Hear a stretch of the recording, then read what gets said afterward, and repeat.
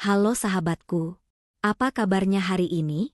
Semoga kalian semua selalu dalam keadaan sehat, bahagia, dan dilimpahkan banyak rezeki ya. Senang sekali rasanya bisa kembali menyapa kalian di channel Cerita Momo. Siap-siap menahan napas dan siapkan posisi ternyaman kalian ya, karena cerita kita kali ini benar-benar akan menguji emosi dan bikin kita gregetan. Bayangkan, kalian sedang dalam penerbangan, mengira akan pergi berlibur untuk memperbaiki rumah tangga. Tapi tiba-tiba, seorang pramugari diam-diam menyelipkan selembar tisu ke tanganmu bertuliskan, "Jaga dirimu baik 2K. Aku mendengar mertua dan suamimu sudah merencanakan sesuatu yang akan menghancurkanmu." Wah, rencana jahat apa yang sebenarnya sudah menunggu di Bali? Sebelum kita bongkar bersama apa yang sebenarnya terjadi, aku mau sapa-sapa kalian dulu. Yuk, tunjukkan dukungan kalian dengan menekan tombol like untuk cerita ini sebagai penyemangat. Bagi yang baru pertama kali mampir, selamat datang ya. Jangan ragu untuk tekan tombol subscribe dan nyalakan juga lonceng notifikasinya, biar kalian gak ketinggalan cerita-cerita terbaru yang pastinya makin seru. Dan seperti biasa, absen dulu yuk.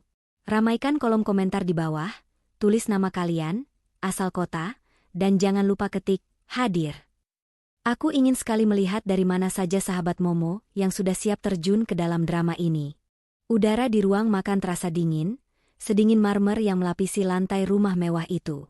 Sena menelan ludah, suapan makan malamnya terasa seperti pasir di kerongkongan. Di seberangnya, Ardan, pria yang telah menjadi suaminya selama 5 tahun, duduk diam. Namun, Ardan tidak benar-benar di sana. Jiwanya ada di dalam layar ponsel yang terus menyala di tangannya, ibu jarinya bergerak lincah di atas layar, entah membalas pesan siapa. Di sisi lain meja, Bu Fali, ibu mertuanya, baru saja menyelesaikan makannya. Wanita parubaya itu meletakkan sendok dan garpunya dengan pelan, namun menimbulkan bunyi denting yang seolah memecah kesunyian. Tatapan Bu Fali beralih pada Sena, tatapan tajam yang selalu berhasil membuat Sena merasa kecil, merasa salah. Makanannya tidak enak. Sena, suara Bu Fali memecah keheningan. Pertanyaan itu terdengar tulus di telinga orang awam, tapi bagi Sena, itu adalah sindiran. Sena buru-buru menggeleng dan memaksakan seulas senyum. "Enak, Bu. Enak sekali. Tadi hanya sedikit tersedak." Bu Fali mendengus tipis. "Makanya kalau makan itu hati-hati. Jangan melamun." "Melamunkan apa? Hutang perusahaan?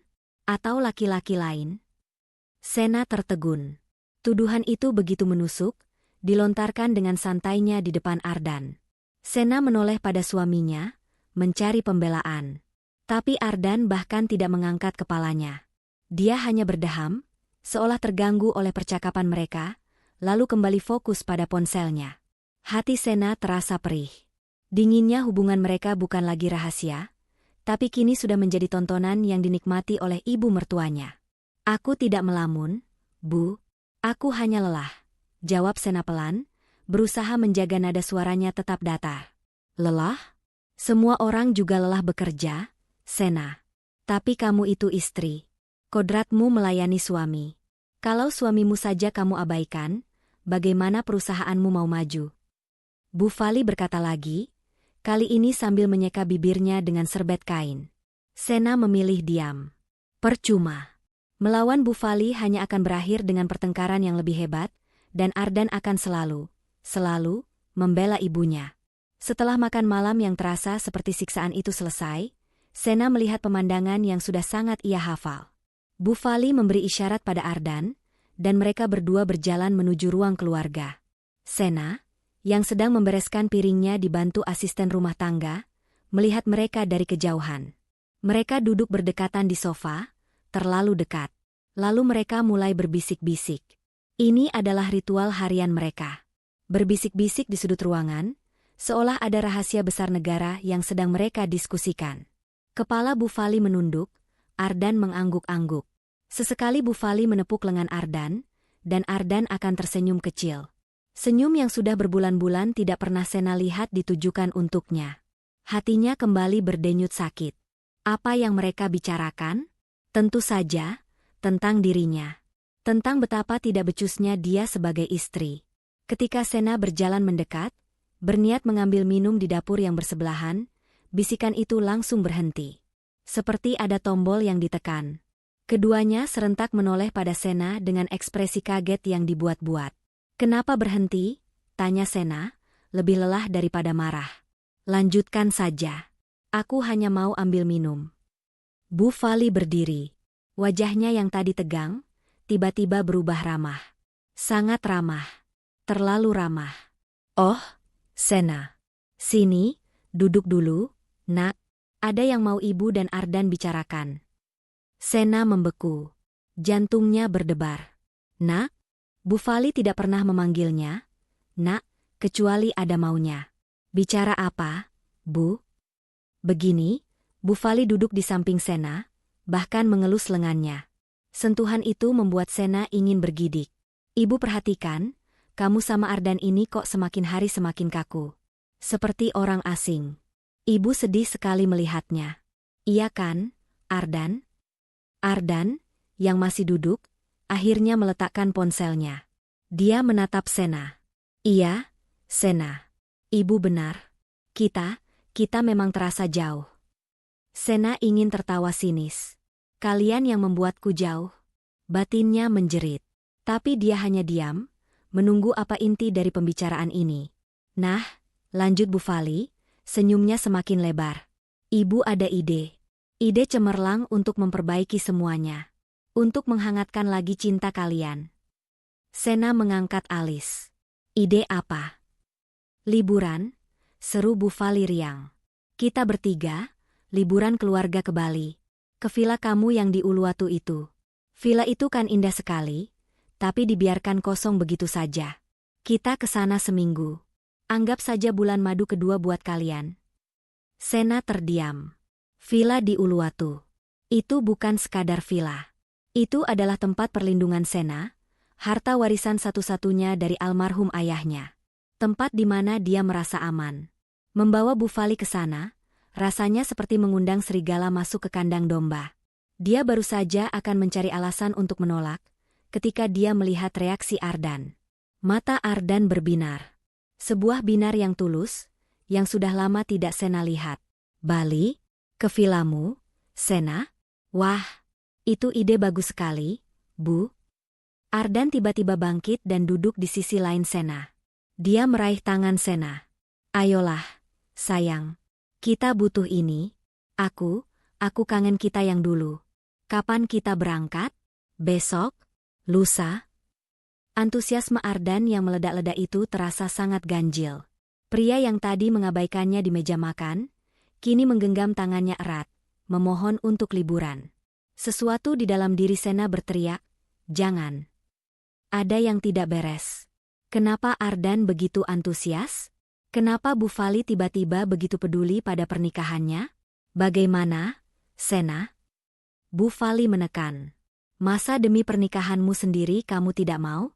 Kamu lebih sayang pekerjaanmu daripada suamimu?" Ibu ini tulus mau membantu. Sena menatap Ardan, lalu ke Bu Fali. Dia merasa terpojok. Jika dia menolak, dia akan dicap sebagai istri durhaka yang tidak mau menyelamatkan rumah tangganya. Tapi jika dia setuju, firasatnya mengatakan dia sedang berjalan menuju sesuatu yang buruk. Namun, melihat binar di mata Ardan, setitik harapan nekat muncul di hatinya. Mungkin ini memang yang kami butuhkan. Mungkin aku saja yang terlalu negatif." Dengan helaan napas panjang, Sena memaksakan senyum. "Baiklah, Bu. Bol. Kita ke Bali." "Yes." Ardan berseru, lalu langsung memeluk Sena singkat. "Aku urus tiketnya sekarang juga." "Pasti seru." Bu Fali bertepuk tangan pelan. "Nah, begitu dong, nak. Ibu senang sekali." Malam itu, saat Sena berbaring sendirian di ranjangnya, Ardan beralasan harus mengurus pekerjaan di ruang kerjanya. Dia tidak bisa tidur. Antusiasme Arsena yang berlebihan tadi terus terngiang. Firasat buruk itu menolak pergi. Seharusnya dia bahagia akan berlibur. Tapi kenapa hatinya justru merasa dia baru saja menandatangani surat persetujuan untuk bencana yang akan datang? 3 hari berlalu begitu cepat. Firasat buruk yang dirasakan Sena di ruang makan malam itu tidak kunjung hilang. Firasat itu justru semakin pekat, menggantung seperti awan badai di atas kepalanya. Pagi ini, Mereka bertiga sudah berada di Bandara Soekarno-Hatta. Ardan tampak sangat bersemangat, mendorong troli berisi 3 koper besar, 2 di antaranya milik Bu Fali, sambil bersiul-siul kecil. Bu Fali berjalan di samping anak laki-lakinya, sibuk mengomentari segala sesuatu. Kenapa antrean check-in prioritas ini lambat sekali? Petugasnya tidak becus, gerutunya, padahal mereka baru mengantre 2 menit. Sena berjalan sedikit di belakang mereka, menarik kopernya sendiri. Dia merasa seperti orang asing yang terpaksa ikut dalam tur keluarga yang canggung. Selama di mobil menuju bandara, Ardan dan Bu Fali lagi-lagi asyik berbisik. Saat Sena bertanya apa yang mereka bicarakan, Ardan hanya tertawa dan berkata, "Rahasia. Nanti juga kamu tahu di Bali. Kejutan buat kamu, sayang." Kata, "sayang," itu terdengar hambar dan penuh kepalsuan di telinga Sena. Kejutan. Sena benci kejutan, terutama jika itu datang dari Bu Fali. Di lounge tunggu kelas bisnis, Ardan dan ibunya itu kembali menyisihkan diri di sudut, berbicara serius sambil meminum kopi, meninggalkan Sena yang duduk sendirian membaca majalah tanpa minat. Saat panggilan untuk penumpang kelas bisnis terdengar, Sena beranjak. "Ayo, Ardan, Bu. Sudah dipanggil." Ardan mengangkat tangannya, memberi isyarat, "Tunggu sebentar." Tiba-tiba Bu Fali menepuk dahinya. "Astaga. Ardan. Ponsel ibu. Sepertinya tertinggal di toilet lounge tadi. Cepat, temani ibu." Seru Bu Fali, suaranya terdengar panik, sedikit terlalu panik. Ardan langsung berdiri. "Ah, ibu ini ceroboh sekali. Sena, kamu masuk duluan saja ya. Nanti kami menyusul. Kamu tahu kan nomor kursi kita?" Sebelum Sena sempat menjawab, Ardan sudah menarik lengan Bu Fali, bergegas kembali ke arah lounge yang berlawanan arah dengan gerbang keberangkatan. Sena termangu. Ditinggal sendirian tepat di depan pintu pesawat. Ini konyol. Tapi dia tidak punya pilihan. Dengan perasaan campur aduk antara kesal dan curiga, Sena berjalan sendirian menyusuri lorong Garbarata. Suasana kabin kelas bisnis terasa sejuk dan tenang. Seorang pramugari muda dengan senyum ramah dan profesional langsung menyambutnya di pintu. Nametak peraknya bertuliskan, "Lia." "Selamat sore, Ibu Sena. Selamat datang di penerbangan kami. Silakan, kursi Anda di 2A, dekat jendela," sapa Lia dengan suara yang lembut. Sena sedikit terkejut pramugari itu tahu namanya.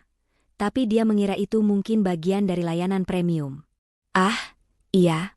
Terima kasih," balas Sena. Saat Sena hendak menyimpan tas tangannya di kompartemen atas, Lia dengan sigap membantunya. Ketika tangan mereka bersentuhan sekilas, Sena merasa mata Lia menatapnya sepersekian detik lebih lama dari yang seharusnya. Sebuah tatapan yang sulit diartikan, bukan sekadar ramah, ada sesuatu yang lain di sana. Tapi Sena, yang pikirannya sudah keruh, mengabaikannya. Sena duduk, memasang sabuk pengaman, dan menatap keluar jendela. Kabin mulai terisi penumpang lain, tapi kursi di sebelahnya, 2B untuk Ardan, dan kursi tepat di belakangnya, 3A untuk Bu Fali, masih kosong.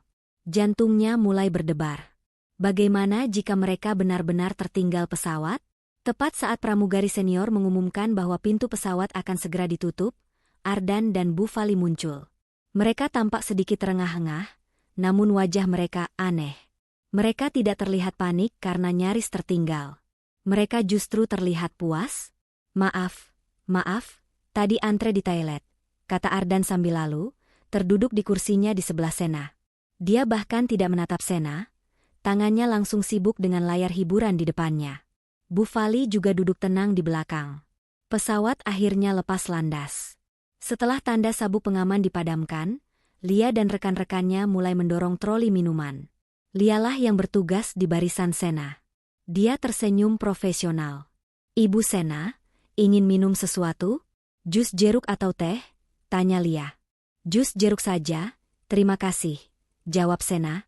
Ardan yang di sebelahnya memesan kopi hitam. Saat Lia menuangkan jus jeruk ke gelas, gerakannya sangat halus. Dia meletakkan gelas itu di meja kecil Sena, bersama dengan selembar serbet tisu. Namun, saat menyerahkannya, jari-jari Lia dengan sengaja menekan tisu itu ke telapak tangan Sena. Itu bukan sentuhan biasa. Itu disengaja. Lia menatap lurus ke mata Sena, Senyumnya masih terpasang, tapi matanya menyeratkan pesan mendesak. Lalu, dia beralih ke Ardan seolah tidak terjadi apa-apa. Jantung Sena langsung berdetak kencang.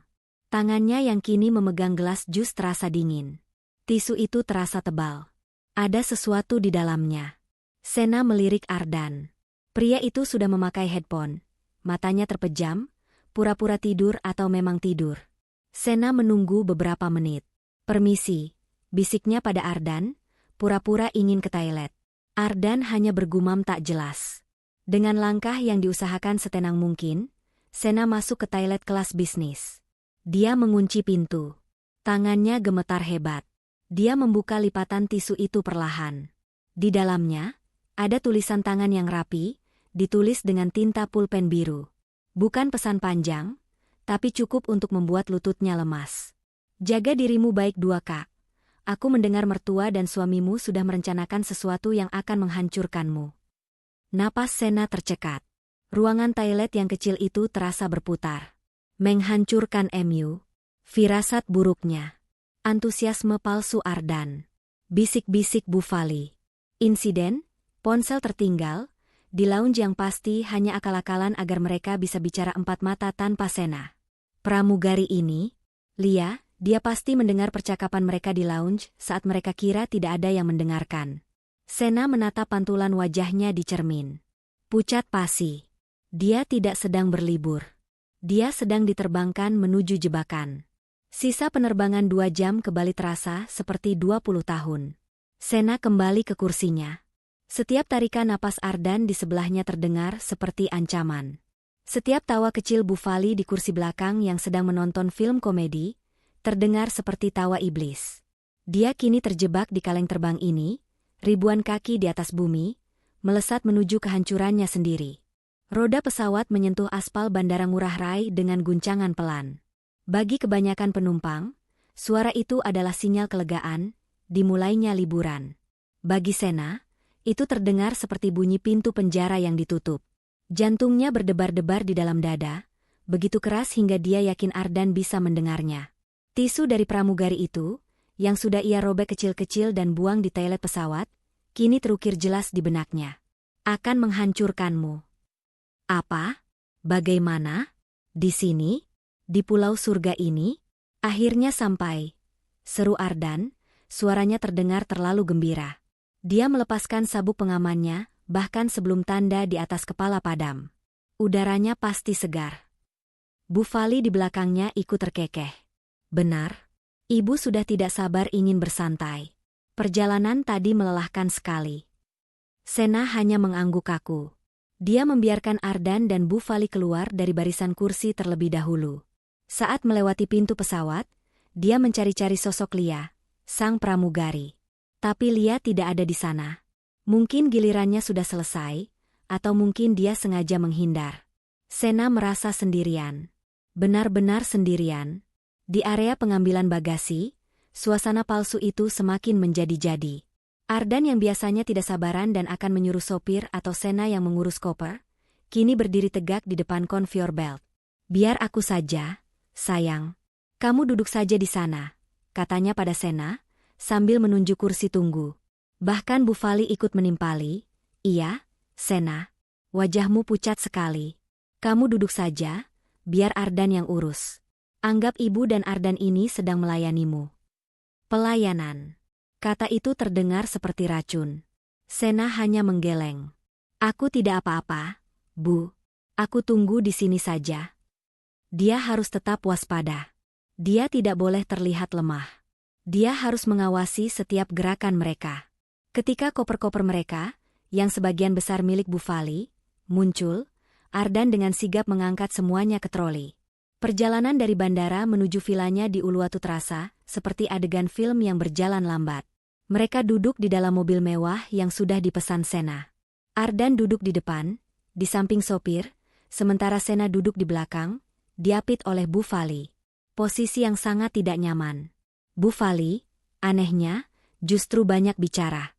Dia mengomentari pura-pura kecil di pinggir jalan, wisatawan asing, bahkan bentuk awan. "Indah sekali ya, Bali ini. Pantas saja villa kamu di sini harganya selangit." Kamu pintar sekali, Sena. Investasi, puji Bu Fali. Sena hampir tersedak ludahnya sendiri. Pujian? Dari Bu Fali? Seumur hidup pernikahannya, Bu Fali hanya pernah mengkritik cara Sena mengelola uang, menganggap bisnis Sena hanyalah hobi buang-buang waktu. Terima kasih, Bu, jawab Sena singkat, matanya menatap lekat jalanan di depan. Ardan menoleh dari kursi depan. Tentu saja istriku pintar, Bu. Makanya aku cinta, katanya, sambil mengedipkan sebelah matanya pada Sena lewat kaca spion. Sena merasakan mual. Cinta. Kata itu terdengar begitu murah diucapkan oleh bibir Ardan. Nah, makanya, sambung Bu Fali lagi, kali ini suaranya merendah. Dia mencondongkan tubuhnya lebih dekat ke Sena. Karena kamu pintar, kamu juga harus tahu kapan waktunya istirahat. Kamu itu terlalu lelah bekerja. Lihat, kantung matamu itu. Makanya liburan ini penting. Kamu harus rileks. Serahkan semuanya pada Ardan. Serahkan semuanya. Kalimat itu lagi. Firasat Sena semakin buruk. 45 menit kemudian, mobil memasuki gerbang kayu raksasa yang familiar. Vilanya. Mahkota Senja, begitu ayahnya menamainya. Villa ini adalah bentengnya, tempat perlindungannya. Tapi saat dia melangkah keluar dari mobil dan mencium aroma dupa bercampur bunga Kamboja yang biasa menyambutnya, hatinya tidak merasakan kedamaian. Dia merasakan bahaya. Wow, seru Ardan, seolah baru pertama kali ke sana. Tempat ini, gila. Jauh lebih indah dari fotonya. Kamu benar-benar menyembunyikan surga ini, Sena? Sena tidak menjawab. Dia sibuk mengawasi staf villa, Pak Made dan istrinya, yang keluar menyambut mereka dengan ramah.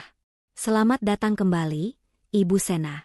Selamat datang, Bapak, Ibu, sapa Pak Made. Sebelum Sena sempat berkata apa-apa, Ardan sudah melangkah maju, menjabat tangan Pak Made dengan sok akrab. Terima kasih, Pak Made. Tolong ya, koper-koper kami. Yang ini, dia menunjuk koper besar Bu Fali, tolong bawa ke master bedroom di atas. Yang pemandangannya langsung ke laut. Langkah Sena terhenti. Ardan, panggilnya, suaranya sedikit meninggi. Kamar master itu kamarku. Ardan dan Bu Fali menoleh bersamaan.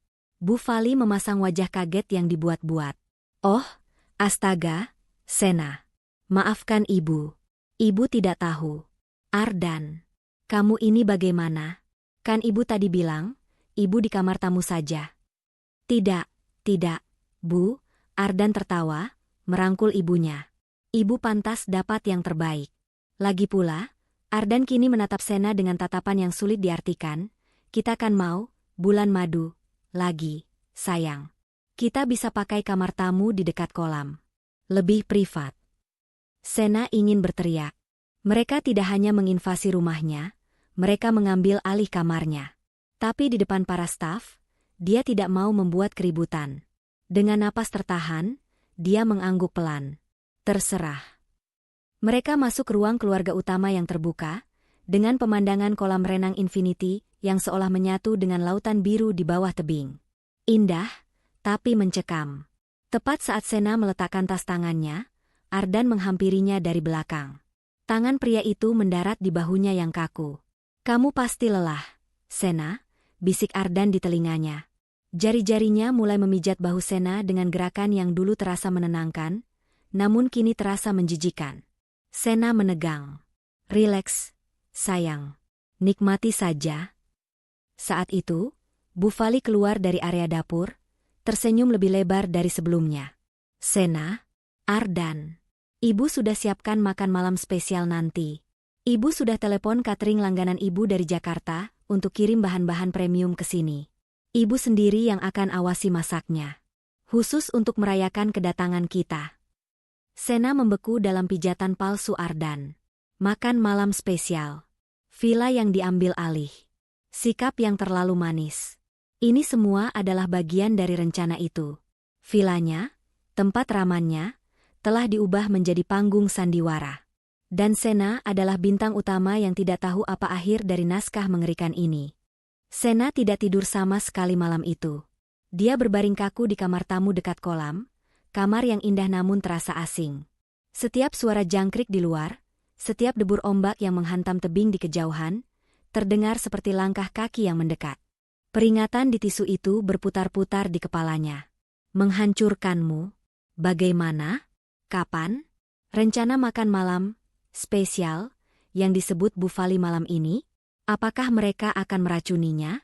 Sena menggeleng, itu terlalu murahan, terlalu kentara. Rencana mereka pasti lebih licik.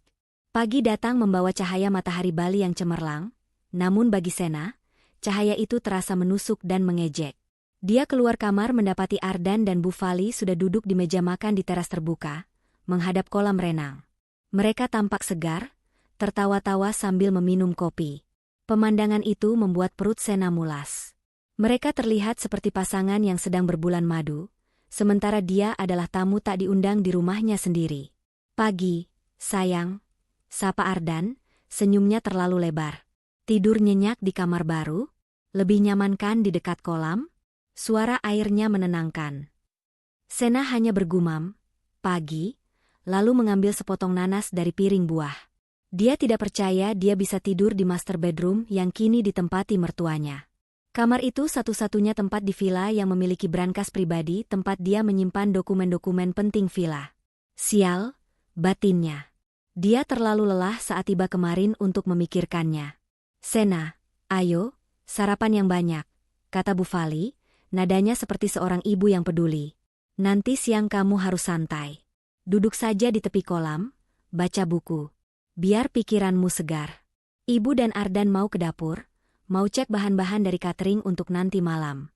Ibu tidak mau acara spesial kita rusak gara-gara hal sepele. Sena mengangguk pelan.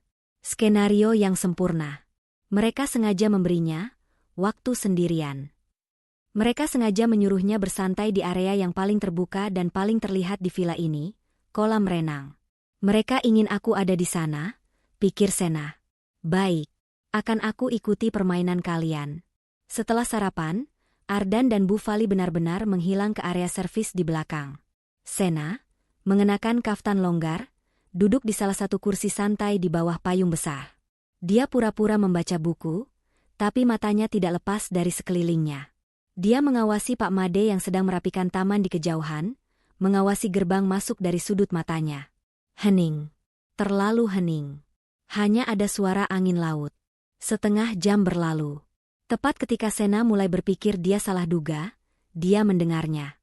Bukan suara dari gerbang depan, tapi suara langkah kaki santai di teras batu di sisinya. Seorang pria muncul dari arah sayap villa yang lain, seolah-olah dia baru saja keluar dari salah satu kamar tamu di sana, padahal Sena tahu semua kamar itu kosong.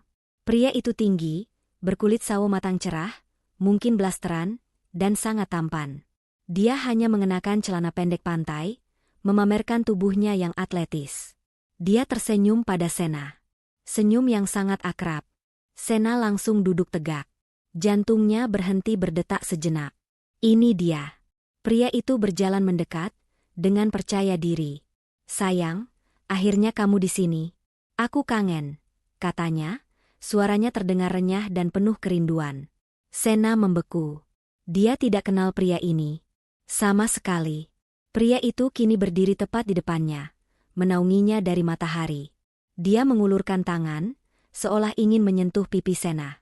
Peringatan Lia berdesing di telinga Sena. Merencanakan sesuatu? Ini adalah rencana itu. Jebakan? Tepat sebelum jari pria itu menyentuhnya, Sena mundur satu langkah, membuat kursi santainya berderit.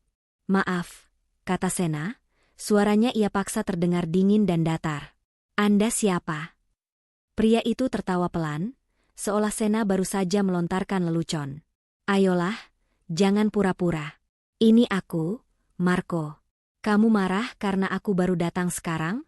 Maaf, tadi ada urusan. Dia mencoba lagi, melangkah lebih dekat. Saya tidak kenal, Marco, kata Sena tegas. Matanya melirik cepat ke balkon master bedroom di lantai 2. Dan benar saja, dia melihatnya. Sekilas, tirai di sana bergerak, dan dia bisa melihat siluet Ardan dan Bufali. Mereka sedang menonton. Mungkin merekam. Mereka mengharapkan Sena panik. Mereka mengharapkan Sena berteriak, mendorong pria ini, menangis. Mereka mengharapkan adegan pertengkaran sepasang kekasih gelap yang bisa mereka gunakan sebagai bukti. Bukti perselingkuhan. Bukti ketidakstabilan mental. Sena tidak akan memberi mereka kepuasan itu. Anda salah orang. Ulang Sena, lebih keras. Ini villa pribadi. Saya tidak tahu bagaimana Anda bisa masuk. Tapi silakan Anda pergi sekarang juga. Atau saya panggil keamanan. Wajah Marco berubah. Senyumnya goyah. Dia jelas tidak menduga reaksi dingin ini. Dia mungkin di briefing bahwa targetnya adalah wanita rapuh yang mudah ditaklukkan. Sena, kok kamu begini? Bujuknya lagi, tapi nadanya kini ragu. Di balkon atas, Sena yakin dia bisa merasakan kekecewaan mereka. Ardan dan Bu Fali pasti sedang berbisik panik. Kenapa dia tenang sekali? Aktor bodoh itu. Lakukan sesuatu. Marco mungkin merasakan tekanan dari atas, menjadi nekat. Dia maju dan tiba-tiba meraih lengan Sena. Jangan begini, sayang. Sena langsung menepis tangan itu dengan kasar. Pak Made, teriaknya, sekeras yang dia bisa, memanggil staf kepercayaannya. Pak Made, ada orang asing masuk. Tolong usir dia. Teriakan itu memecah kesunyian villa. Marco panik. Dia tidak menyangka akan ada teriakan memanggil keamanan. Dia melepaskan Sena, menatap ngeri ke arah pos keamanan, lalu berbalik dan berlari tunggang langgang ke arah dia datang, menghilang di balik semak-semak Kamboja. Hening sejenak. Lalu, seperti yang sudah Sena duga, pintu lobi utama terbuka. Ardan dan Bu Fali berlari keluar, wajah mereka dipenuhi kepanikan yang sangat palsu. Sena, sayang, ada apa? Ardan berlari memeluknya.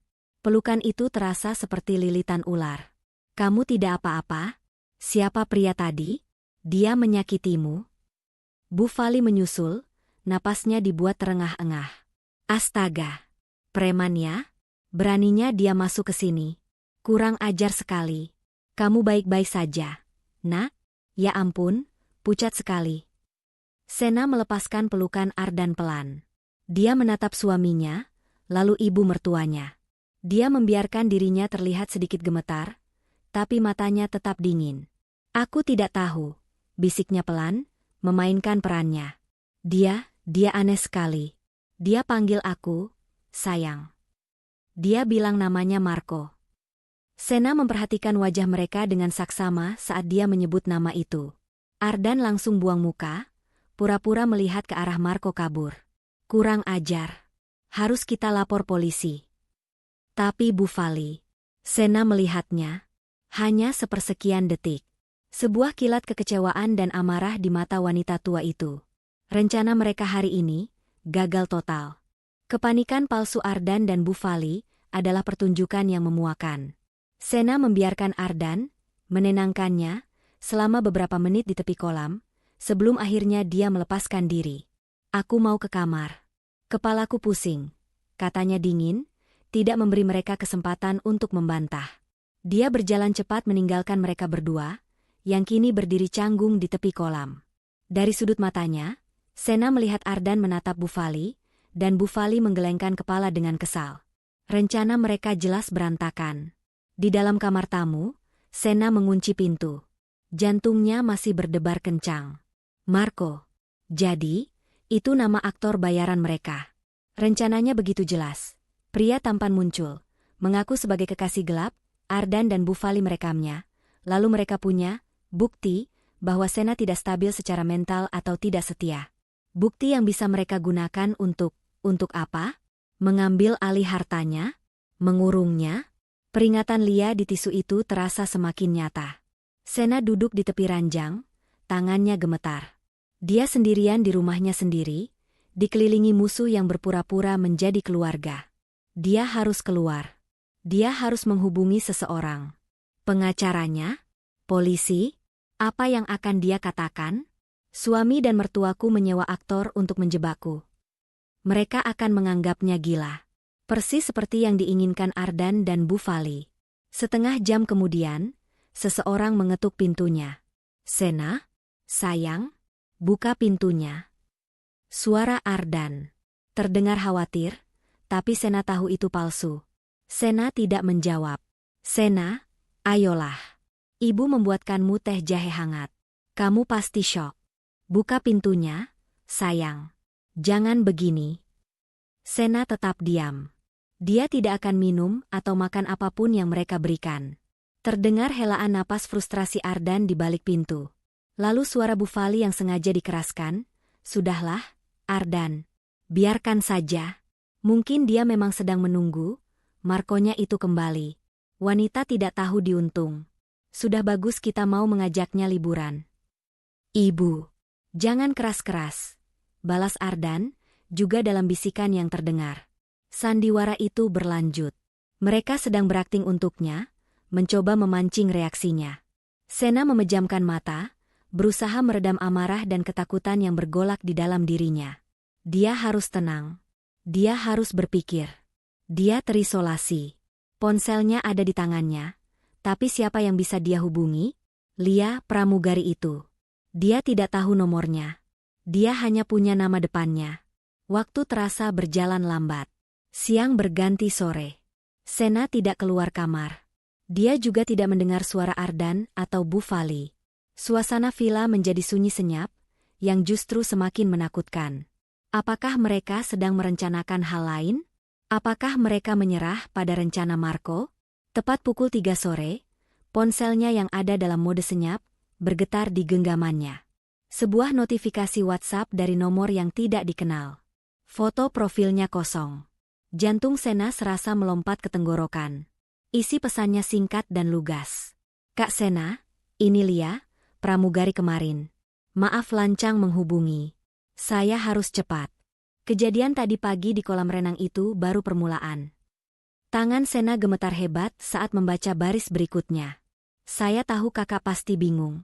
Mereka tidak akan berhenti. Pria itu namanya Marco, aktor bayaran. Rencana mereka yang sebenarnya adalah malam ini. Saat makan malam. Mereka akan menjebak kakak lagi, dan kali ini mereka akan memastikan berhasil. Mereka akan membuat seolah-olah kakak punya hubungan dengannya di depan staf villa. Lalu mereka akan memanggil dokter untuk menyatakan kakak histeris dan tidak stabil." Napas Sena tercekat. Jadi itu rencananya? Bukan sekadar perceraian. Mereka ingin membuatnya terlihat gila secara medis. Pesan berikutnya masuk. "Jangan panik. Saya punya sesuatu untuk kakak. Sesuatu yang akan menghentikan mereka.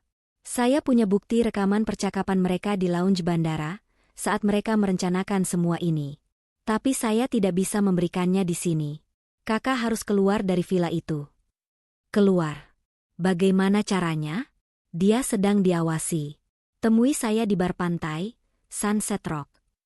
Itu bar kecil di tebing, sekitar 500 meter di sebelah kiri gerbang utama villa kakak. Jam 5 sore ini. Harus sendirian. Jangan bilang siapa-siapa. Saya akan tunggu di meja paling sudut yang menghadap laut. Tolong, Kak. Ini satu-satunya kesempatan kakak. Hati-hati." Jam 5 sore. Sekarang jam 3:15. Dia punya waktu kurang dari 2 jam untuk keluar dari benteng penjara ini, tanpa menimbulkan kecurigaan. Sena menatap pintu kamarnya. Dia harus punya alasan. Alasan yang cukup kuat untuk membuat mereka melepaskannya, sendirian. Jam di ponselnya menunjukkan pukul 4 sore. Tinggal 1 jam lagi.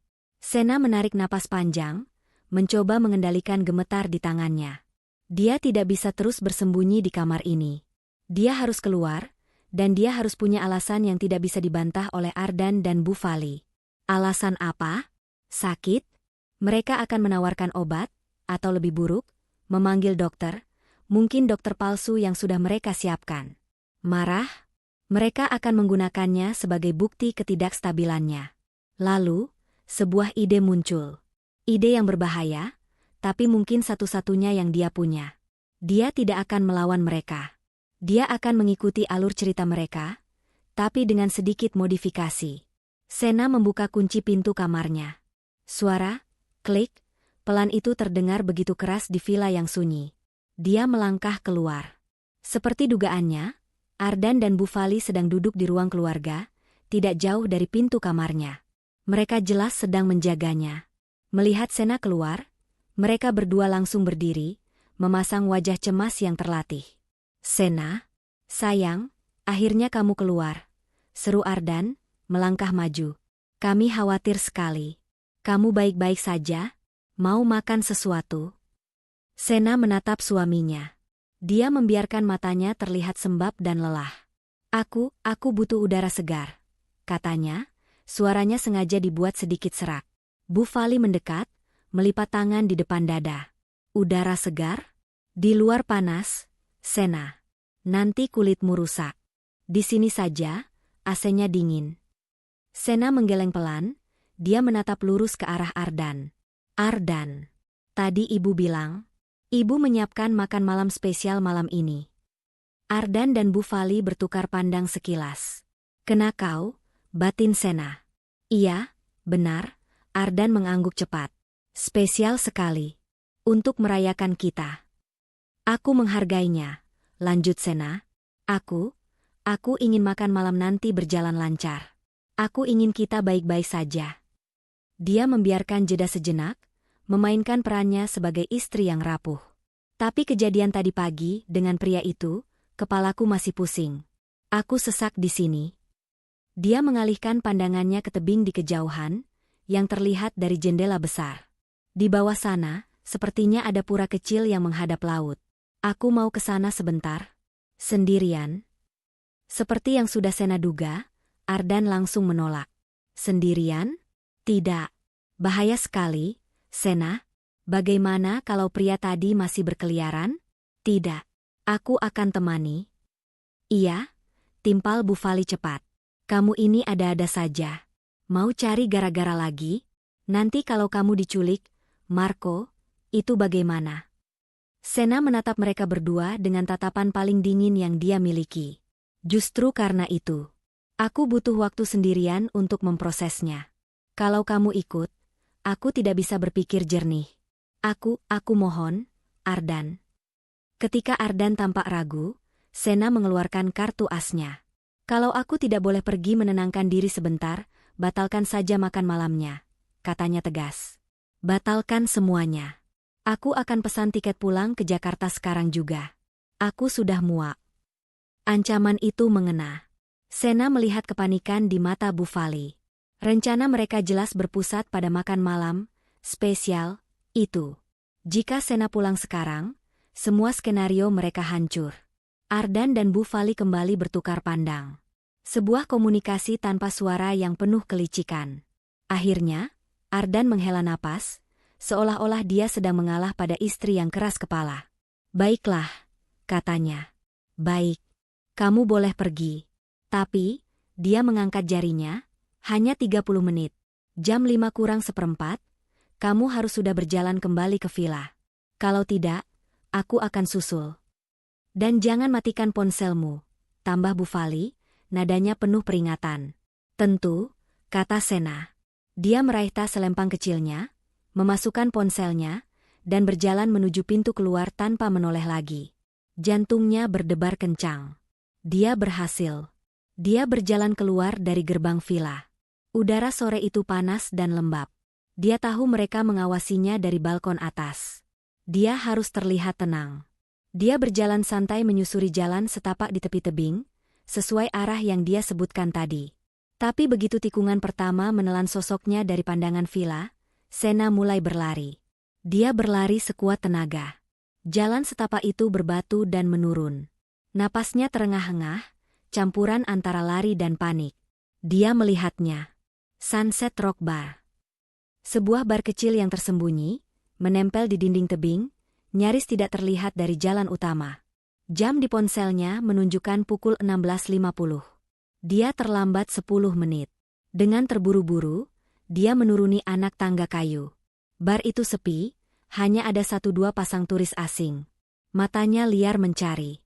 Dan di sana dia. Di meja paling sudut, di bawah pohon Kamboja, membelakangi pintu masuk, menghadap lautan lepas. Lia. Sena berjalan cepat, lututnya lemas. Lia. Bisiknya. Pramugari itu menoleh. Wajahnya tenang, tapi matanya penuh kewaspadaan. Dia tidak lagi memakai seragam, hanya kaos polo dan celana jin. Duduk, Kak Sena, katanya cepat. Tidak banyak waktu. Mereka pasti memberi kakak batas waktu. 30 menit, kata Sena sambil menjatuhkan diri di kursi, napasnya masih tersengal. Mereka setuju aku pergi. Bagus, kata Lia. Mereka pasti berpikir kakak sedang labil dan butuh ruang, persis seperti yang mereka harapkan untuk rencana nanti malam. Lia mencondongkan tubuhnya. Kak, maaf saya harus mengatakan ini cepat. Kakak harus tahu siapa saya sebenarnya. Ini bukan kebetulan. Sena mengerutkan kening. Apa maksudmu? Ardan dia sepupu saya, kata Lia. Sena merasa seolah baru saja disiram air es. Apa? Bu Fali adalah kakak kandung dari almarhumah ibu saya. Lanjut Lia, matanya berkilat menahan amarah. Tapi Bu Fali dan keluarganya tidak pernah menganggap kami ada. Mereka membuang ibu saya karena menikah dengan pria yang dianggap tidak sederajat. Saat ibu saya sakit keras, Bu Fali tidak mau membantu sepeser pun. Ibu saya meninggal. Sena menutup mulutnya, ngeri. Aku benci mereka, desis Lia. Aku tahu watak mereka. Terobsesi harta. Saat aku lihat nama Kak Sena, aku tahu kakak dari majalah bisnis, berada di penerbangan yang sama dengan dua iblis itu, aku langsung curiga. Aku sengaja bertukar jadwal dengan temanku agar bisa mengawasi mereka di lounge. Jadi, apa yang kamu dengar? Tanya Sena, takut akan jawabannya. Lia tidak menjawab. Dia mengeluarkan ponselnya. Bukan ponsel pribadi, tapi ponsel kerja yang tampak standar. Dia meletakkannya di atas meja, tapi tidak memberikannya pada Sena. Dia menekan tombol, putar, pada sebuah rekaman audio. Suara berisik lounge bandara terdengar, denting cangkir. Lalu suara Bu Fali, jernih dan tajam. Gampang. Nanti di Bali, kita pakai aktor bule itu. Suruh peluk Sena. Rekam. Bilang saja dia selingkuh. Lalu suara Ardan, suaminya. Tapi Bu, kalau dia teriak, kalau dia melawan. Sena merasakan mual yang hebat naik ke tenggorokannya. Suara Bu Fali lagi, kali ini tertawa. Justru bagus. Biar dia kelihatan histeris. Itu baru pembuka. Nanti pas makan malam, kita ulang lagi skenarionya. Kita panggil dokter Darmawan yang sudah kita bayar itu. Bilang saja depresi Sena kambuh. Kita tunjukkan videonya. Dokter itu bisa langsung tanda tangan surat yang menyatakan Sena tidak kompeten secara mental. Gila. Asetnya, vilanya, semua bisa kita ambil alih atas nama perwalian. Kamu yang jadi walinya, Ardan. Selesai. Hartanya aman di tangan kita. Rekaman itu berhenti. Sena menatap kosong ke lautan. Perwalian, bilang aku gila. Mereka mau mengurungku. Bisik Sena, suaranya bergetar hebat. Benar, kata Lia. Mereka mau mengambil semuanya. Lia mengambil flash drive kecil dari sakunya. File rekamannya ada di sini. Dan di ponselku. Aku sudah kirim salinannya ke email amanku. Dia menyerahkan flash drive itu ke tangan Sena yang terkepal. Kak, sekarang kakak harus kembali. Waktu kakak hampir habis. Jangan tunjukkan kakak tahu apa-apa. Ikuti permainan mereka malam ini. Hadiri makan malam itu. Tapi sekarang, kakak punya senjatanya. Sena menggenggam flash drive itu erat. Rasanya dingin, keras, dan nyata. Lia, kamu. Aku hanya ingin keadilan untuk ibuku, potong Lia cepat. Dan aku tidak sudi melihat mereka menghancurkan wanita lain. Sekarang pergi, Kak. Cepat. Dan hati-hati. Jalan kembali ke villa terasa seperti perjalanan terpanjang dalam hidup Sena. Flash drive kecil di genggamannya terasa panas, seolah membakar kulitnya. Benda kecil itu adalah senjatanya, tiket kebebasannya, sekaligus bukti pengkhianatan paling menjijikan yang pernah ia alami. Jantungnya berdebar-debar, bukan lagi karena takut, tapi karena adrenalin. Dia harus menyembunyikan ini. Dia menyelipkan flash drive itu ke dalam saku tersembunyi di lapisan dalam tas selempangnya, di bawah tumpukan tisu. Jam di ponselnya menunjukkan pukul 17.10. Dia sengaja berjalan pelan, mengatur napasnya. Dia harus terlihat seperti orang yang baru saja berjalan-jalan santai, bukan orang yang baru saja menerima amunisi untuk perang. Saat dia tiba di gerbang villa, Ardan sudah berdiri di sana. Tangan pria itu bersedekap di dada, wajahnya pura-pura cemas. Sena, kamu dari mana saja? Sudah hampir 40 menit. Ibu cemas sekali. Sena menatap suaminya. Wajah yang dulu ia cintai, kini terlihat seperti topeng monster.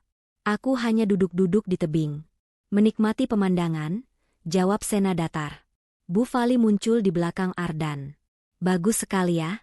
Disuruh menenangkan diri malah keluyuran. Kami ini khawatir. Bagaimana kalau, Marco, itu datang lagi, sindirnya. Sudahlah, Bu, potong Ardan, dia merangkul Sena, rangkulan yang terasa dingin. Yang penting Sena sudah kembali dengan selamat. Ayo, sayang, masuk. Mandi, bersiap-siap. Ibu sudah menyiapkan segalanya untuk makan malam spesial kita. Iya, Sena mengangguk pelan, melepaskan rangkulan Ardan. Aku ke kamar dulu. Di kamar tamu, Sena mengunci pintu. Dia mengambil flash drive itu dan menyembunyikannya di tempat yang tidak akan pernah mereka pikirkan. Di dalam batang maskara waterproof cadangan miliknya yang masih baru, di dalam kotak riasnya. Aman. Dia mandi lama, membiarkan air panas mengguyur tubuhnya, mencoba mencuci perasaan jijik. Dia menatap pantulannya di cermin. Wajahnya pucat, tapi matanya menyala. Mereka mengharapkan wanita rapuh yang hancur. Mereka mengharapkan korban. Malam ini, mereka akan mendapatkannya. Tapi bukan Sena korbannya.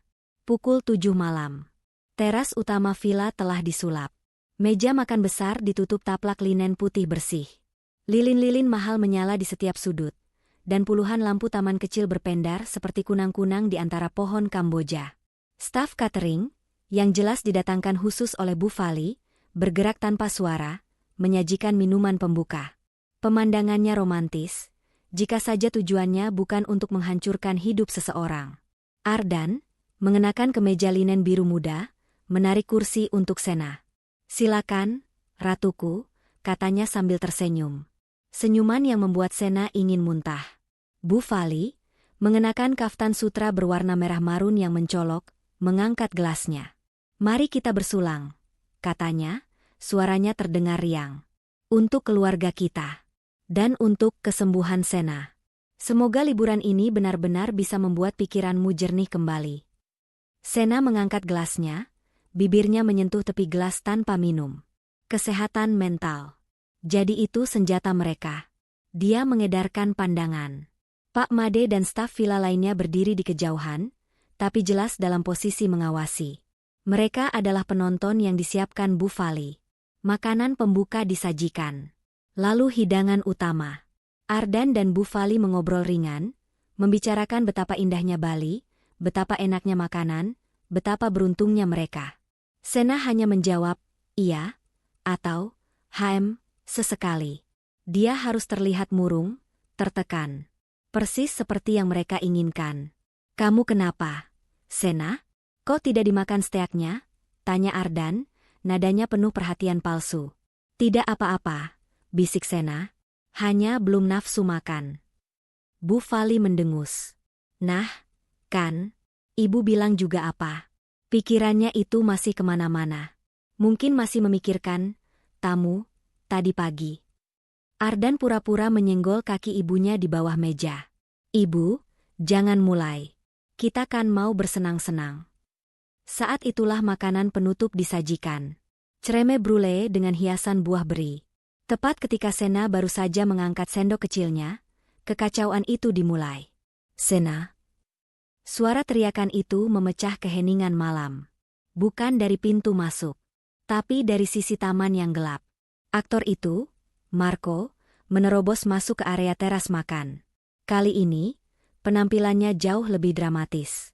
Kemejanya sedikit robek, rambutnya acak-acakan, seolah dia baru saja berkelahi.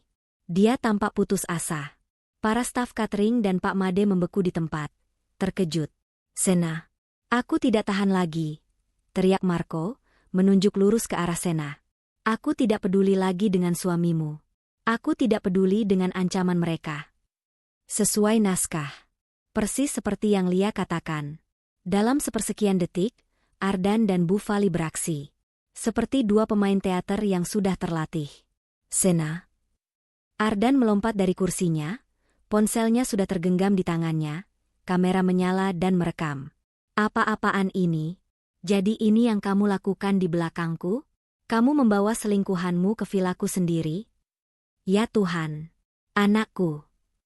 Bu Fali tidak kalah cepat. Ponselnya juga menyala. Dia bahkan mulai menangis histeris. Perempuan gila. Tidak tahu diuntung. Dasar murahan. Berani-beraninya kamu. Marco, memainkan perannya dengan total, kini berlari ke arah Sena. Dia tidak berlutut. Dia langsung mencengkeram lengan Sena, menariknya untuk berdiri. Sayang, ayo pergi. Katakan pada mereka tentang kita.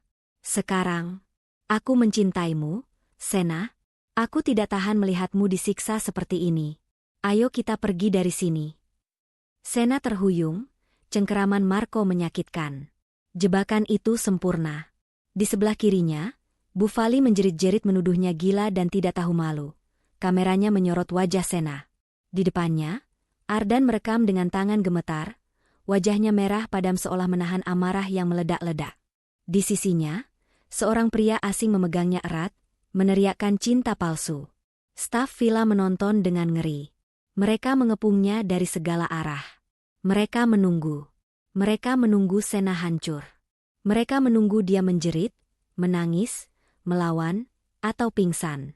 Mereka menunggu bukti final untuk menyatakan bahwa dia tidak waras. Disinilah mereka. Skenario yang telah mereka susun dengan begitu rapi. Di sebelah kirinya, Bu Fali menjerit-jerit histeris, ponselnya menyala, merekamnya sambil meneriakkan kata, gila, dan perempuan tidak tahu malu. Di depannya, Ardan, suaminya, pria yang berbagi ranjang dengannya, berdiri dengan wajah merah padam, ponselnya juga merekam. Berteriak, jadi ini kelakuanmu, Sena. Selingkuh. Dan di sisinya, seorang aktor murahan bernama Marco, mencengkeram lengannya, meneriakkan cinta palsu, menjadikannya pusat tontonan yang memalukan di depan seluruh staf vilanya sendiri. Mereka menunggunya. Mereka menunggu Sena hancur. Mereka menunggu jeritan, tangisan, atau mungkin pingsan. Mereka menunggu bukti final bahwa dia tidak stabil, bahwa dia tidak waras. Sena merasakan cengkeraman Marco di lengannya. Dia merasakan tatapan penuh penghakiman dari Ardan. Dia mendengar lolongan kepalsuan dari Bu Fali. Dan kemudian, sesuatu yang tidak pernah mereka duga terjadi. Sena tidak menangis. Sena tidak berteriak. Di tengah-tengah badai tuduhan itu, Sena tertawa. Itu bukan tawa histeris. Itu bukan tawa putus asa. Itu adalah tawa yang pelan, dingin, dan penuh kendali. Tawa yang terdengar sangat jelas di antara jeritan-jeritan mereka. Tawa yang membuat bulu kuduk berdiri. Seketika, semua suara berhenti. Jeritan Bu Fali tercekat di tenggorokannya. Mulutnya masih terbuka, tapi tidak ada suara yang keluar. Genggaman Ardan pada ponselnya goyah. Dia berhenti merekam. Bahkan Marco, si aktor, mengendurkan cengkeramannya, wajahnya menunjukkan kebingungan total. Para staf yang menonton dari kejauhan saling berpandangan. Suasana romantis dari lilin-lilin itu mendadak terasa seperti di rumah duka. Sena berhenti tertawa. Dia menoleh, pelan sekali. Tatapan pertamanya tidak tertuju pada suami atau ibu mertuanya. Tatapannya terkunci lurus ke mata Marco. Aktingmu lumayan, kata Sena, suaranya tenang namun mematikan. Marco membeku. Tapi, lanjut Sena, skenario kalian murahan. Dua kata itu menghantam mereka seperti tamparan. Rahang Ardan ternganga. Bu Fali mundur selangkah. Wajahnya yang tadi pura-pura syok kini berubah menjadi syok sungguhan. Apa maksudmu? Desis Bu Fali. Sena akhirnya menyentak lengannya. Dia melepaskan cengkeraman Marco dengan begitu kuat, hingga pria itu terdorong ke belakang. Dan akting kalian berdua, Sena kini menunjuk Ardan dan Bu Fali, jauh lebih buruk. Sena, jaga bicaramu.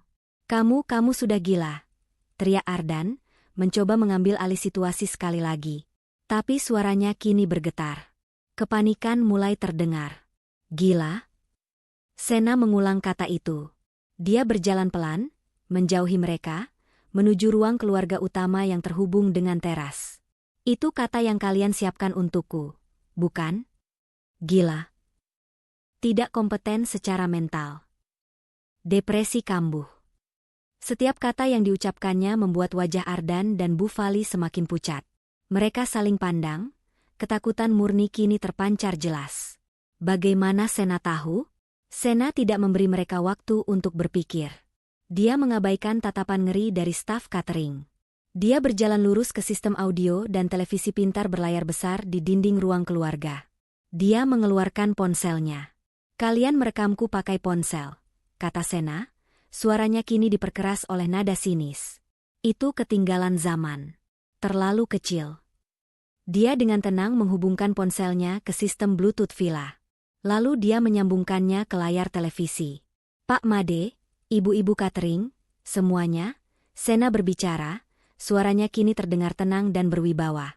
Maaf atas drama yang tidak menyenangkan ini. Kalian semua dipaksa menjadi penonton. Tapi karena kalian sudah di sini, silakan saksikan babak akhir dari sandiwara ini. Kalian akan menjadi saksi. Ardan maju selangkah. Sena, hentikan omong kosong ini. Diam, balas Sena. Bukan bentakan, tapi perintah. Ardan langsung terdiam. Di layar televisi besar itu, muncul tampilan sebuah file audio. Sena menekan tombol, putar. Mari kita tonton atau lebih tepatnya, dengarkan film yang sebenarnya. Hening sejenak. Lalu, dari speaker yang tersebar di seluruh penjuru teras dan ruang keluarga, suara itu terdengar. Suara berisik lounge bandara. Denting cangkir. Pengumuman penerbangan. Dan kemudian suara Bu Fali. Jernih, tajam, dan penuh kelicikan. Gampang. Nanti di Bali, kita pakai aktor bule itu. Suruh peluk Sena. Rekam. Bilang saja dia selingkuh. Bu Fali terkesiap, tangannya menutup mulutnya. Wajahnya pucat pasi. Lalu, suara Ardan menyahut. Suara suaminya. Tapi Bu, kalau dia teriak, kalau dia melawan. Pak Made dan staf villa lainnya menatap Ardan dengan ngeri dan jijik. Ardan mulai gemetar. Rekaman itu terus berlanjut. Suara Bu Fali tertawa. Justru bagus. Biar dia kelihatan histeris. Itu baru pembuka. Nanti pas makan malam, kita ulang lagi skenarionya. Kita panggil dokter Darmawan yang sudah kita bayar itu. Bilang saja depresi Sena kambuh. Kita tunjukkan videonya. Dokter itu bisa langsung tanda tangan surat yang menyatakan Sena tidak kompeten secara mental. Gila. Asetnya, villanya, semua bisa kita ambil alih atas nama Perwalian. Kamu yang jadi walinya, Ardan. Selesai. Hartanya aman di tangan kita. Rekaman itu berakhir. Sunyi. Suara yang tersisa hanyalah debur ombak di kejauhan dan napas Ardan yang terengah-engah seperti ikan kehabisan air. Orang pertama yang bergerak adalah Marco.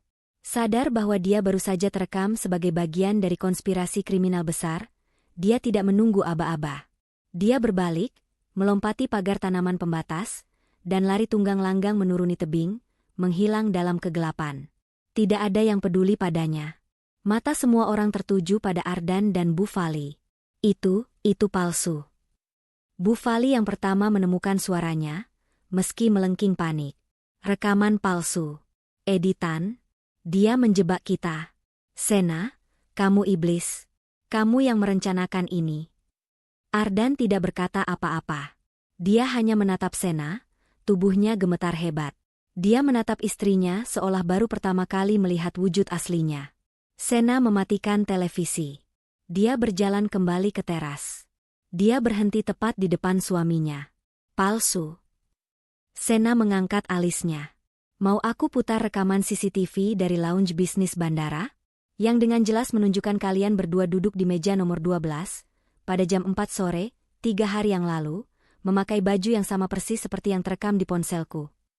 Bu Fali terdiam. Kalian mau menyebutku gila, bisik Sena. Suaranya kini penuh dengan amarah yang dingin. Kalian mau mengambil alih hidupku. Kalian mau mengurungku.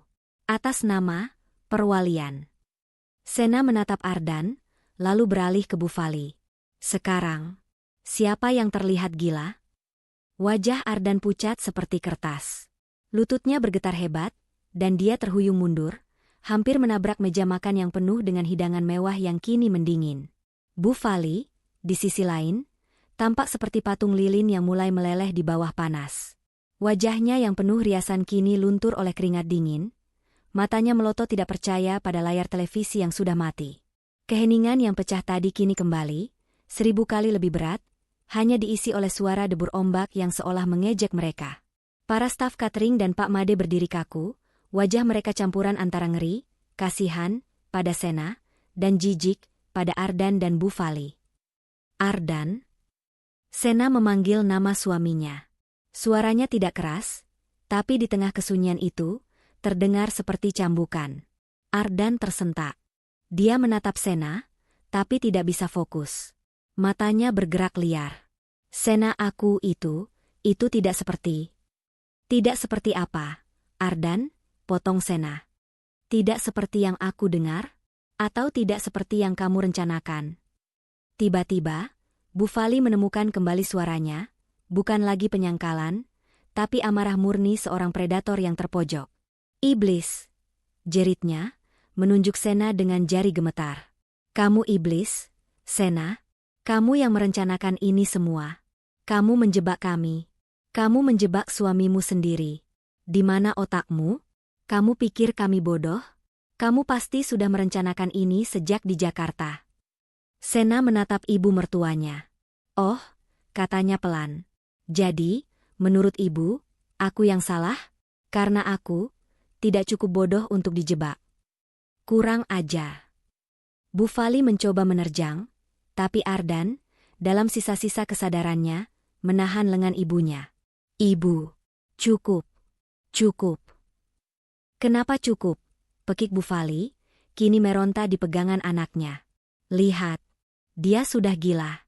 Apa ku bilang? Dia tertawa sendiri. Dia bicara sendiri. Dia membuat rekaman palsu.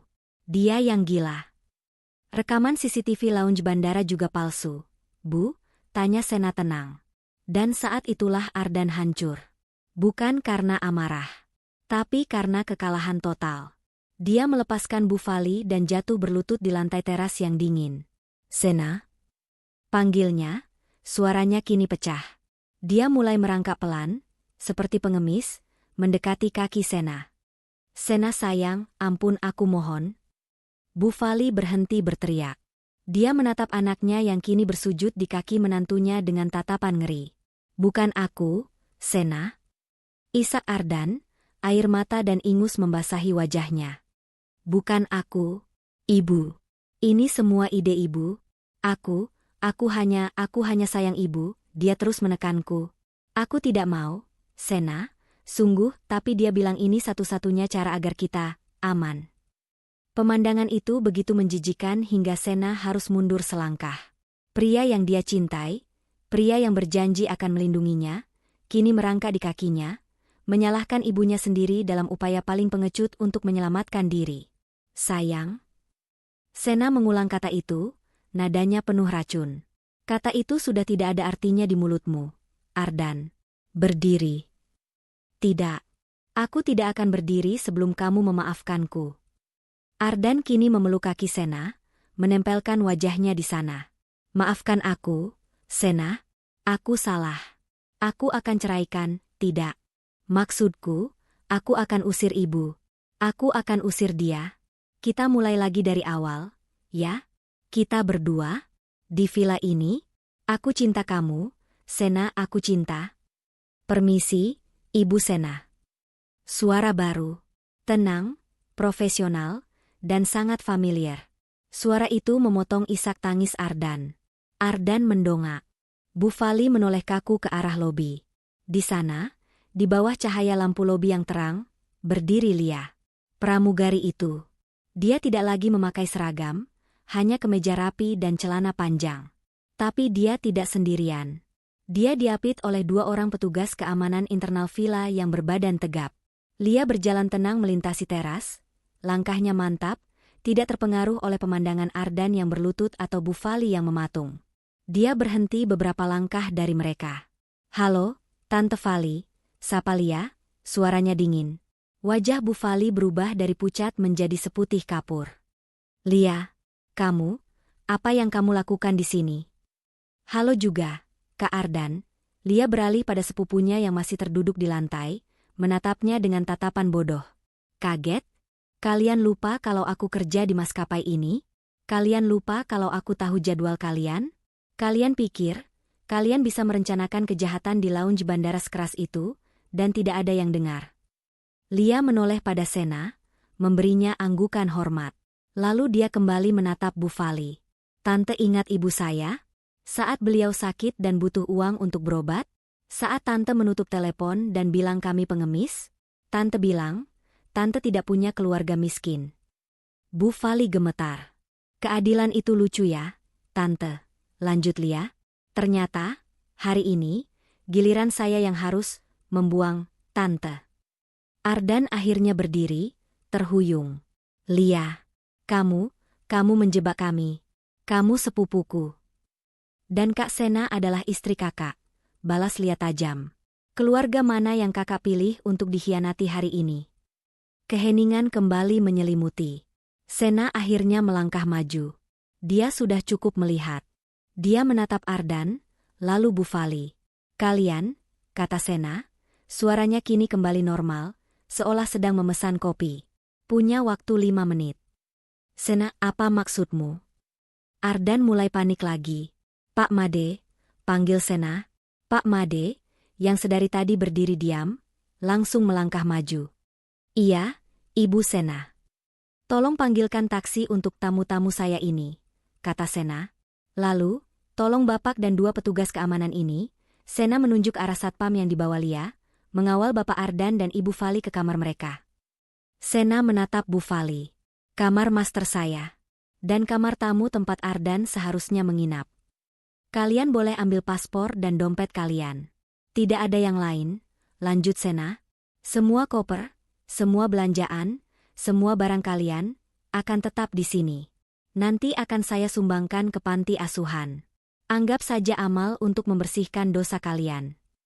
Kamu tidak bisa, raung Bu Fali. Ardan, katakan sesuatu. Itu baju-baju ibu. Tas ibu. Ardan. Tapi Ardan hanya diam 1000 bahasa. Dia tahu permainan ini sudah berakhir. Bawa mereka, perintah Sena singkat. 2 petugas keamanan itu tidak perlu bersikap kasar. Ardan dan Bu Fali berjalan seperti robot yang kehabisan daya. Pak Made sudah menunggu di lobi dengan pintu terbuka. Perintah Sena jelas. 5 menit, paspor, dan dompet. Bu Fali sempat berusaha meraih kotak perhiasannya di kamar master, tapi tatapan dingin dari petugas keamanan membuatnya urung. Dia hanya bisa mendesis marah. Ardan tidak mengambil apa-apa selain ponsel dan dompetnya. Wajahnya kosong. Pria yang tadinya gagah, yang merencanakan pengambil alihan aset miliaran rupiah, kini tampak seperti gelandangan yang kebingungan. Sena berdiri di balkon lantai 2, di master bedroomnya yang kini sudah kembali menjadi miliknya. Dia tidak turun. Dia tidak sudi mengotori kakinya di lantai yang sama dengan mereka lagi. Dia hanya menonton dari atas. Kamu akan menyesal, Sena, teriak Bu Fali untuk terakhir kalinya, saat didorong pelan masuk ke dalam taksi yang sudah menunggu di luar gerbang. Kamu akan kena karma. Kamu akan tua sendirian. Ardan. Bicara sesuatu. Bodoh. Tapi Ardan tidak bicara. Dia masuk ke taksi dengan bahu terkulai. Dia bahkan tidak berani menatap ke arah balkon tempat Sena berdiri. Dia tahu Sena di sana, mengawasinya. Pintu taksi ditutup. Lampu merahnya menyala, dan mobil itu perlahan menjauh, menuruni jalan tebing, lalu hilang di tikungan, membawa serta 5 tahun pernikahan yang penuh kepalsuan. Hening. Villa itu terasa begitu luas. Begitu sunyi. Tapi ini bukan kesunyian yang mencekam seperti kemarin. Ini kesunyian yang murni. Suara ombak di bawah sana terdengar seperti musik. Ibu Sena. Sena menoleh. Lia berdiri di pintu balkon. Petugas keamanan sudah pergi. Para staf catering juga sudah berkemas dan diam-diam pamit melalui Pak Made. Mereka sudah pergi, kata Lia pelan. Sena mengangguk. Dia berjalan mendekati Lia. Tanpa berkata apa-apa, Sena memeluk pramugari muda itu. Lia, yang kaget, awalnya kaku, namun kemudian membalas pelukan itu. Aku tidak tahu harus berterima kasih bagaimana. Lia, bisik Sena, suaranya akhirnya bergetar, menahan semua emosi yang tertahan. Kakak tidak perlu, balas Lia, melepaskan pelukan. Melihat wajah Tante Fali saat rekaman itu diputar, itu sudah cukup untuk membayar semua sakit hati almarhumah ibuku. Sena menatap Lia, gadis muda yang mempertaruhkan pekerjaannya demi keadilan. Tidak. Itu tidak cukup. Sena masuk ke kamarnya, membuka brankas yang untungnya tidak sempat mereka bobol, dan mengeluarkan sebuah buku cek. Kak, jangan, Lia mundur. Aku tidak mau uang. Ini bukan uang, kata Sena, sambil menuliskan sesuatu. Ini bukan bayaran. Ini modal. Anggap ini warisan dari ibumu yang tertunda, yang diberikan melalui tanganku. Sena merobek lembaran itu dan memberikannya pada Lia. Mulai hidup baru. Beli apartemen. Atau, lanjutkan sekolah bisnismu. Jangan biarkan hidupmu hanya berputar untuk membalas dendam. Kamu sudah menang, Lia. Sekarang, hiduplah. Lia menatap angka di cek itu. Matanya berkaca-kaca. Dia tidak menolak lagi. Dia hanya mengangguk pelan. Dan Lia, tambah Sena, kamu bukan lagi sepupu yang dibuang.